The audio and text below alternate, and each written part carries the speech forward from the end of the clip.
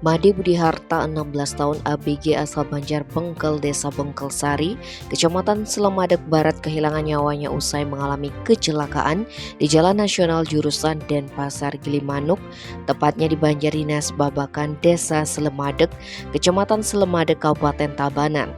Kapolsek Slemadeg Kompol Nikolaus Sinarwing Kamis 2 Februari memaparkan kecelakaan tersebut terjadi pada Kamis sekitar pukul 5:15 WITA.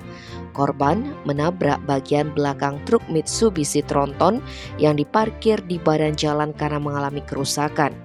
Korban tewas di TKP karena mengalami pendarahan berat di kepala.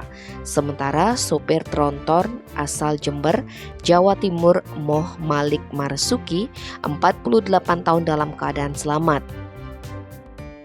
Kronologi kejadian dijelaskan Kompol Nikolaus bermula ketika korban mengendarai motor dari arah barat jurusan Gilimanuk ke Denpasar. Setiba di TKP saat melintas jalan lurus, korban menabrak bagian belakang kendaraan Tronton yang sedang parkir di badan jalan sebelah kiri atau utara jalan karena mengalami kerusakan kampas kopling. Menurut saksi mata, korban mengendarai sepeda motor cukup kencang dan suasana saat itu masih gelap karena masih pukul 5 pagi. Akibatnya korban meregang nyawa di TKP.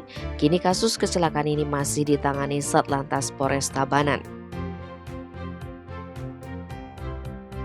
Tim Bali Express melaporkan.